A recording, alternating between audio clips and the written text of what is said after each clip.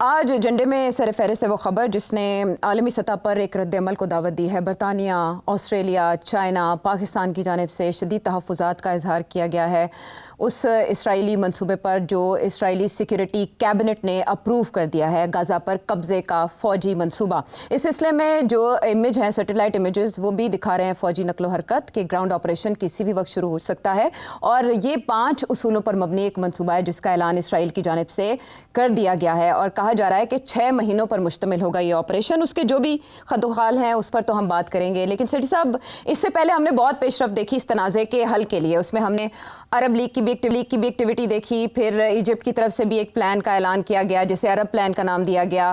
President Trump نے اپنے طور پر ایک منصوبے کا اعلان کیا تھا، ان کے اپنے خواب تھے، اس پر انہوں نے AI جنریٹڈ ایک ویڈیو بھی اپلوڈ کی تھی اپنے اکاؤنٹ کے اوپر جس پر کافی زیادہ رد عمل آیا تھا اور غم و غصے کا اظہار کیا گیا تھا عرب کنٹریز اور مسلم کنٹریز کی طرف سے۔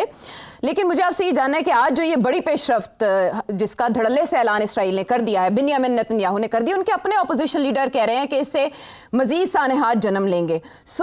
آپ کا اس کے اوپر کیا ٹیک ہے کہ اسرائیل اپنے اس منصوبے میں کامیاب ہو جائے گا؟ عمل درآمد اس منصوبے پر آسان ہوگا؟ کیا نتائج ہو سکتے ہیں اس کے؟ دیکھیے، 2 چیزیں ہیں۔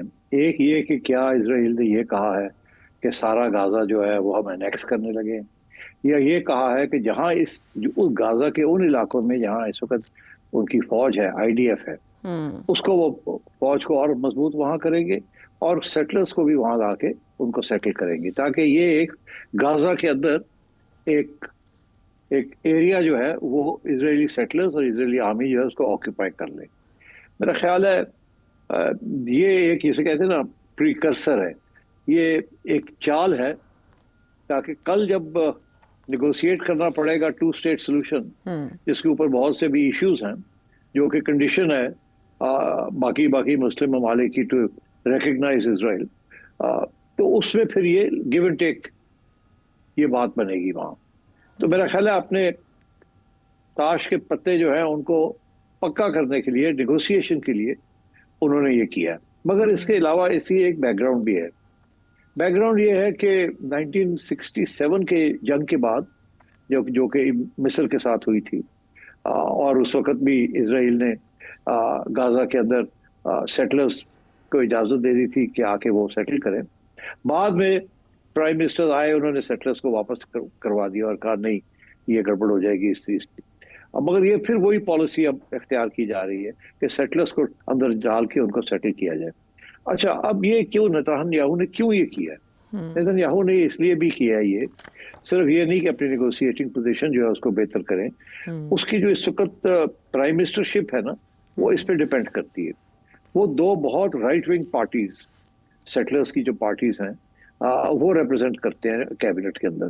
ان کے بغیر یہ پرائم منسٹر نہیں رہ سکتا، اور ان کی طرف سے 2 قسم کے پریشرز تھے۔ ایک یہ تھا کہ جنگ کرو اور ہاسٹیج اور نو ہاسٹیج، آپ پہ جاؤ، اڑا دو، مار دو، جینوسائیڈ کر دو، اور دوسرا یہ کہ پھر زمین ہمیں لے کے دو، ہم وہاں اور بھی سیٹلرز کو کرنا چاہتے ہیں۔ تو ایک قسم کی سلو آکوپیشن جو انہوں نے باقی جگہ پہ کی ہے، یہاں بھی وہ غازہ کے اندر بھی وہ کرنا چاہ رہے تھے۔ تو میرا خیال ہے کہ وہاں کیونکہ نیتن یاہو کی پوزیشن ویسے انٹرنیشنلی بڑی کمزور ہوگی، تو اسے فکر تھا کہ اب میں اسرائیل کے اندر اگر میں کمزور ہو گیا تو پھر میرا کیا ہوگا، میری چھٹی نہ ہو جائے۔ اس لیے اس نے ان کی جو ڈیمانڈ تھی، وہ 2 right wing, ultra right wing, orthodox set up parties, ان کا ایک ڈیمانڈ تھا، وہ کنسیڈ کیا۔ اب میرا خیال ہے پورا نہیں کنسیڈ کیا شروع میں، وہ تو چاہتے ہیں سارے کا سارا غازہ جو ہے نیکس کر لیا جائے۔ اس کا ایک قسم کا حوالہ ڈونلڈ ٹرمپ نے بھی پہلے دیا تھا کہ جی یہ تو میں تو یہاں ریویرا بناؤں گا اور ساری ریکنسٹرکشن جو ہے وہ عرب نیشنز جو ہیں وہ کریں گے اور اس کو ٹورسٹ اسپاٹ بنائیں گے، اور پیلسٹینینز جو ہیں ان کو تو ہم بھیج دیں گے، جارڈن بھیج دیں گے، سیریا بھیج دیں گے، لیبنان بھیج دیں گے۔ تو ان کا کیا ہے، وہ تو آلریڈی لارج پاپولیشنز لیبنان میں ہیں، جارڈن میں ہیں، تو ان کا کیا ہے، وہ تو اس سے زیادہ پیلسٹینینز جو ہے وہ پیلسٹائن سے باہر ہیں، تو یہ بھی وہاں چلے جائیں اور اس کو ہم بنا دیں گے ایز اے ریویرا اور بیسکلی اسرائیلی آؤٹ پوسٹ۔ تو میرا خیال ہے کہ وہ تو بات چلی نہیں، اس کے تو بڑا ریئیکشن آیا تھا، مگر اب یہ جو قدم اٹھایا ہے نیتن یاہو نے، دس از سروائیول۔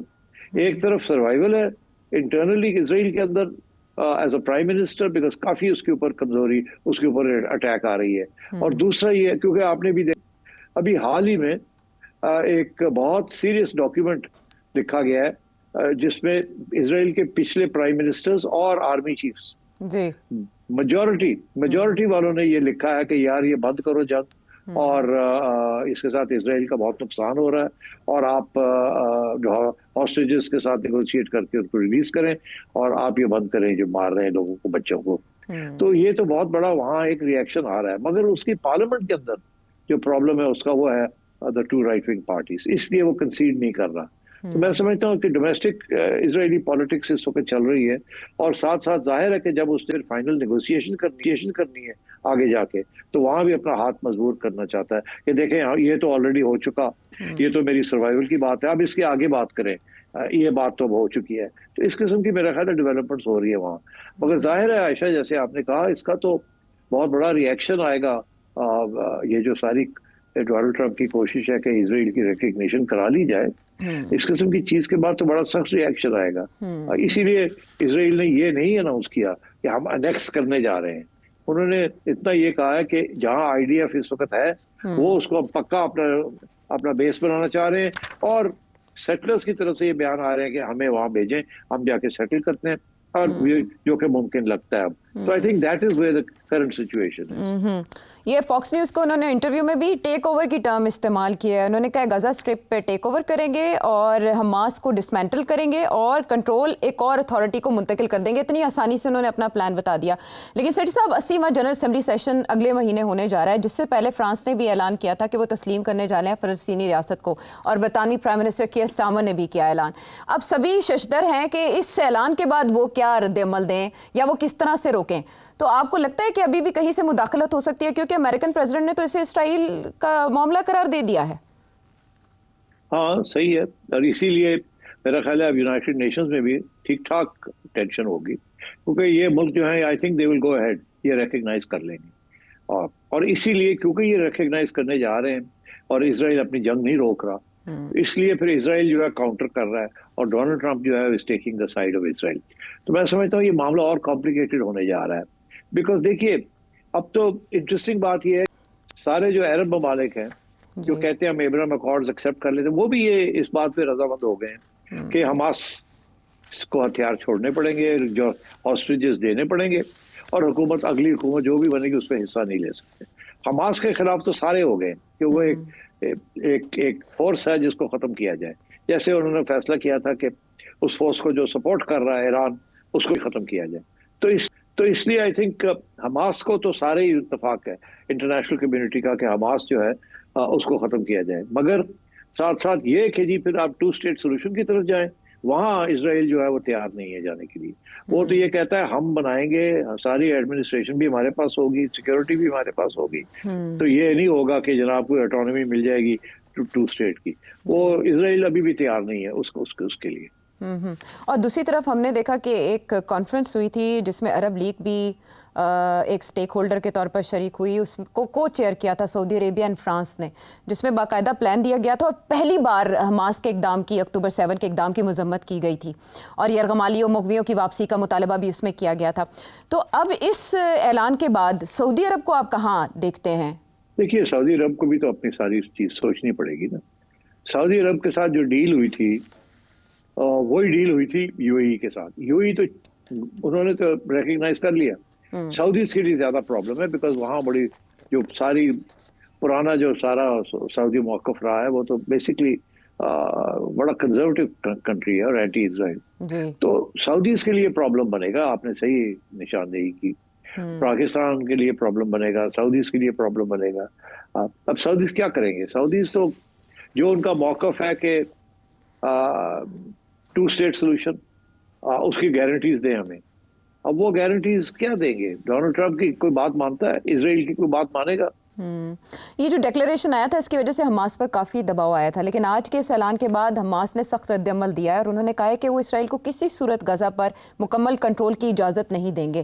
حماس کے پاس کیا آپشنز ہیں سیٹھ صاحب؟ کوئی آپشنز نہیں ہے. حماس جو ہے وہ لڑے گا. حماس ہے وہاں، حماس لڑے گا.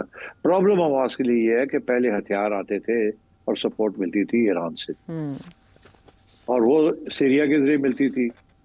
सीरिया हाथ से निकल गया, ईरान जो है उसको उन्होंने अटैक करके कमज़ोर कर दिया है और कांस्टेंट उसके ऊपर अब मसला बना हुआ है।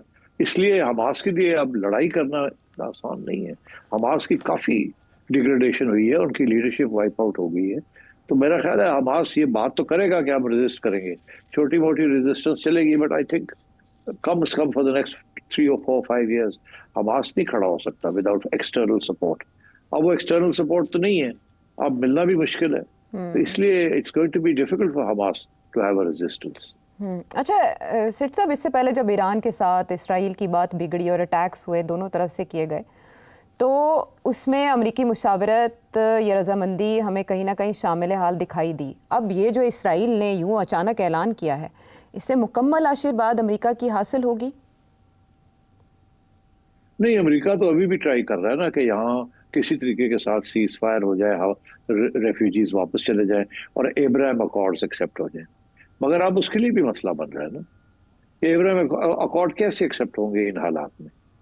ये कदम जो उसने उठाया है अपनी सर्वाइवल के लिए डोमेस्टिकली, वो इंटरनेशनली मसला बन गया है जी। तो आई थिंक मैं नहीं समझता कि ये मामला जो है ना आगे बढ़ेगा जब तक नेतन्याहू की छुट्टी नहीं होगी, जब तक इसराइल के अंदर नई लीडरशिप नहीं आएगी जो एक सेटलमेंट करने के लिए तैयार है। ये मामले और भी गंभीर होंगे, और भी कॉम्प्लिकेटेड होंगे और लड़ाई झगड़े चलते रहेंगे।